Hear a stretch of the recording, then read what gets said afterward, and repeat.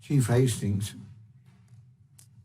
I appreciate your department's efforts in the face of such massive vilification.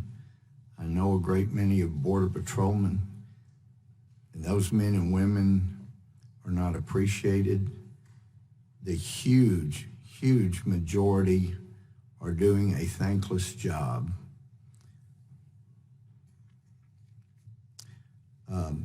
Director Hayes, I want to say thank you and your department for the efforts in bringing down the outrageous 92-day or 90-plus day average of detention during the during the previous years, down to 42 days. I appreciate the the response, the class response that each of you have had during vilification of yours and your employees' efforts to be humane and yet enforce and follow the law. Even being castigated for having cages and things like that that were constructed by the Obama administration. It's deeply saddening that there was none of this vilification for inappropriate and outrageous conduct that occurred during the Obama administration. It seems to be all newfound now that there is a different administration that happens to be part of the Republican Party. And I just can't help but reflect historically, having served in the United States Army at a time that was very unpleasant to be in the military, when we were often ordered not to wear our uniforms off post because of violence against military members. I didn't know if we would see a day when people would be proud of service members and proud of first responders again. But one of the results of the horrible evil that occurred on 9/11 was how Americans came together afterwards, and people began to appreciate first responders in our military. It was incredible, the transformation.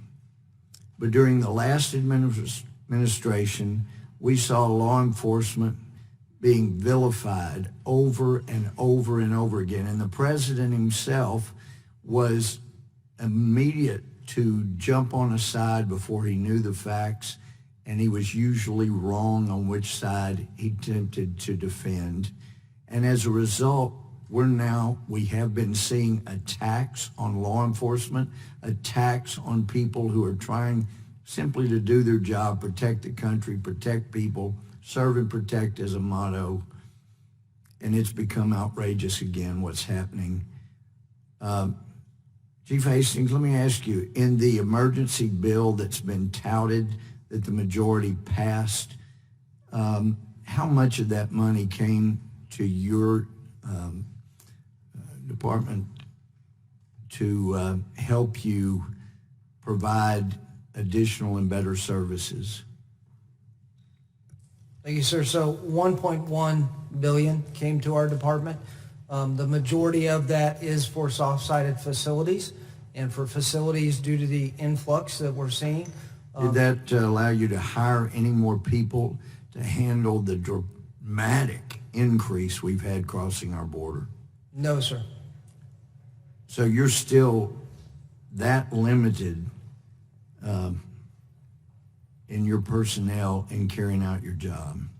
We are seeking assistance in 2020 to begin with a prosecution assistant, basically, that would help us provide some of the support for the detainees that we're seeing, who we currently right now have DHS volunteers and other volunteers from other agencies assisting with now during the surge. What I'm talking about is feeding, caring, transportation, hospital watch, those types of duties. Well, I know the immigration chair referenced that we need to allow the Border Patrol to get back to their primary duty of protecting the border. I've spent so many nights on the border. I don't see your Border Patrol agents protecting the border. They're required not to protect it, but just in process everybody that comes through. I would think protecting would mean you protect the border from people coming in illegally. There is none of that, is there? Our agents are frustrated right now. We have, you've heard before, 40 to 60% of our agents in RGV El Paso and even in Yuma who are doing the humanitarian mission and the care and feeding primarily. And we know that the border security mission is being affected. We know that. Thank you. Time of the gentleman has expired.